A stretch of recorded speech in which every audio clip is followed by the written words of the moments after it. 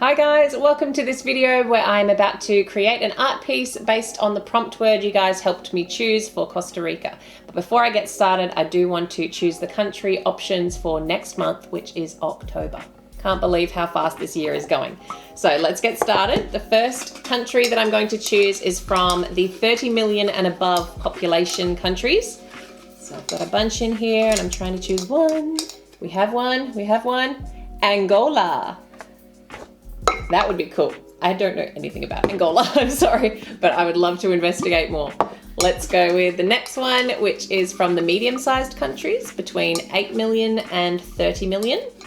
So I'm choosing, rustling them around. I have one, and it is Cambodia. That would be super interesting as well. I don't know much about Cambodia. And then the third country is going to be, these are the small guys. These are the underneath 8 million. Population-wise, we have one, and we have Iceland.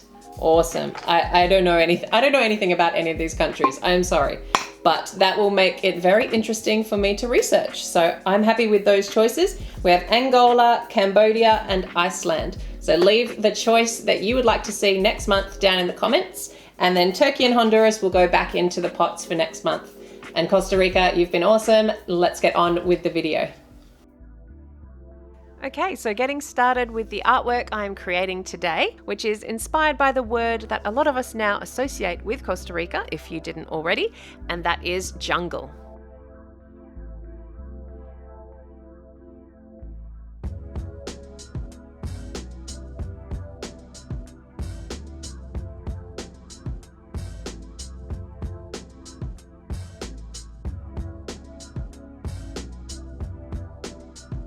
So I was quite torn between a few options, and thank you so much for the suggestions. I really liked the phrase or motto of Costa Rica, which is Pura Vida, which translates to pure life. And initially I thought that would be really cool to do. Like I could do a girl's face, like floating in water with the jungle above and lots of dewiness and rich blues. But then jungle came up and I just felt so inspired to include a girl who is almost entwined with the jungle itself and maybe lives there and has a cool tropical bird. And I just thought I could still give off that pure life vibe through that kind of artwork. So that's the one I went with today. So here, as you can see me drawing, I start with a very cool bird on the girl's shoulder. I seriously have a new favorite bird. And like I've said before, I'm definitely not a bird person, but I really love these tropical birds. I just can't help finding their colors and shapes just fascinating. So this one in particular is called the resplendent quetzal. The name quetzal actually comes from the Aztec word quetzali, which means precious and beautiful. And it really is. I just love this bird. They just have the cutest little faces with fluffy heads and little beaks, and the way their feathers stick up on their head remind me of my dog. When he gets all puffed up, he tries to, like intimidate bigger dogs, and he puffs up all his fur, just trying to look bigger than he actually is, I think. And I do wonder if that's what these birds do as well. Maybe they are puffing up their head because they've got such a small little head and they need to look a little bit bigger to everybody.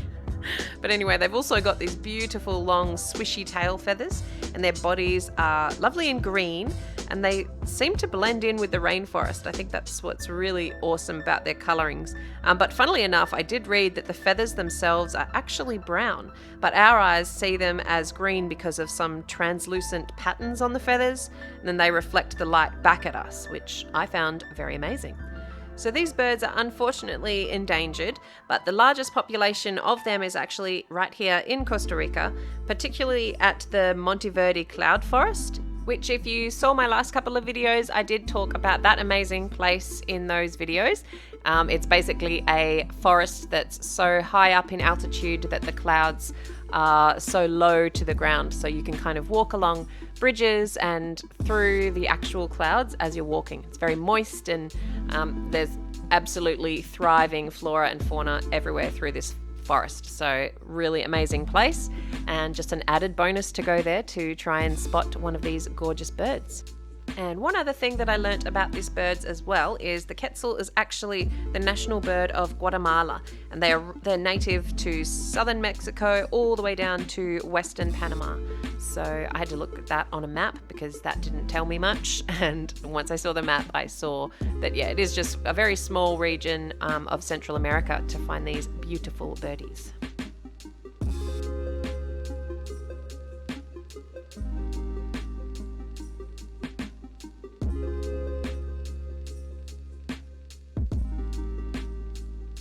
So here you can start to see a little bit more of the bird onto the shoulder of the girl.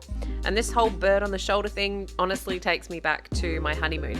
My husband and I went on a carnival cruise of the Caribbean, and one of the stops was at San Juan in Puerto Rico. And as we arrived at the dock and got out to explore the town for the day, we got our essential tourist photo with four? It might have been four huge colourful birds, which I now know are scarlet macaws. And just for a refresher, in case you missed the bullet journal setup for Costa Rica, the bird that I had on the cover page there was a scarlet macaw. So another really bright, beautiful bird that you can find a lot in Costa Rica. I just remember being really nervous having these really big claws on me, even more so than I've held a snake before around my neck, and I don't remember being as nervous. I think it's just these big claws and their kind of scratchiness and maybe the beaks of them. They just tend to be a little bit creepy for me, but I love looking at them and drawing them. So I really enjoy working on these birds so far. So now a bit to the way of how I work on a project like this. The way I designed this one was, actually all of them, I always tend to start with the subject first. So the girl, I'll find the right sort of face that I want to work with, and then go from there. So then I look at the space around it and figure out what kind of shape would work with it. So in this scenario, I felt because I swept the tail feathers of that quetzal in an upward swishy motion, I thought it would be cool to continue that flowing, almost infinity shape behind her, like a figure eight. And then once I had that sweeping shape placed in, I filled it all up with plants that I would find in a Costa Rican jungle. So I've just researched all the plants that you'd find in the jungle and included them wherever I can. Obviously not very realistically, just placed them in to give you that kind of feeling of her being surrounded by the leaves of the jungle.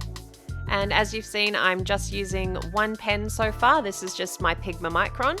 I had sketched it out first with my pencil, but I always like to do that off camera because, well, one, it would get an incredibly long video, but it's also hard to see the sketch because I do it quite lightly and my head is constantly over the top because I like to get really close and get different perspectives when I'm laying out my drawing.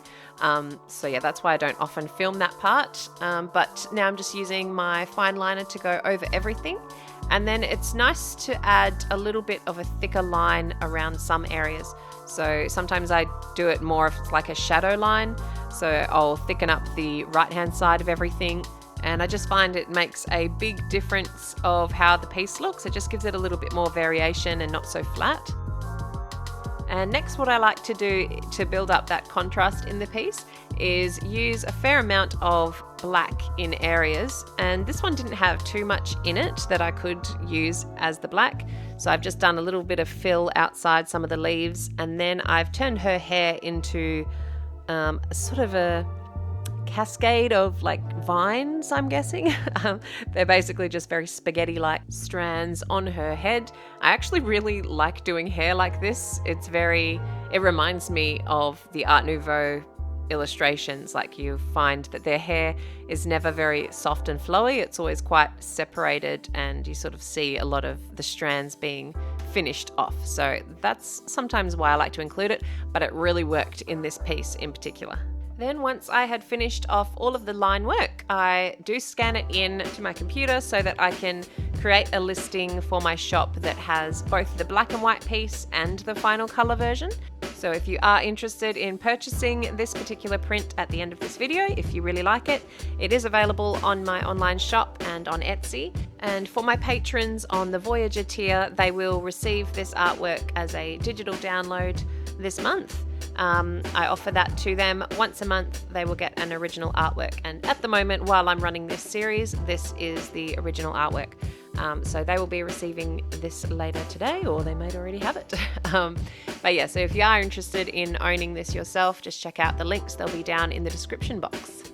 And so now it's time to add in the colour, which is always the funnest part of these. Actually, is it? I don't know. I really do enjoy the line art as well. But there's nothing better than watching, I think, watercolour go on a page. I spend a lot of time just looking at people painting watercolour just because it's so soothing to watch the unexpected results occur. So here I am using watercolour with only, I think I think I ended up using 2 colours. It was just a green, a sap green, and a Prussian blue. And all I did was tap it in to the wet space. So I'll put the wet, just plain water on the page first, and then that kind of contains it within the area. And then I just tap on a little bit of green and a little bit of blue wherever I feel like. And it was just building up layers in that way. So it's just such a relaxing method and process, and I think it gives a really nice result in the end. Very happy with how the paint actually turned out on this one. So once I felt happy with the balance of the colour that I'd included in the piece, she was finished. And here is the final result of this latest Art on Cue piece. Thank you so very much for watching, and I hope you like the choices that we've got for next month. Don't forget to leave your votes for them down below.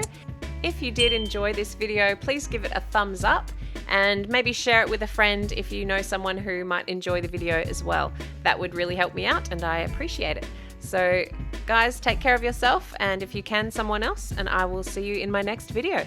Thank you. Bye bye.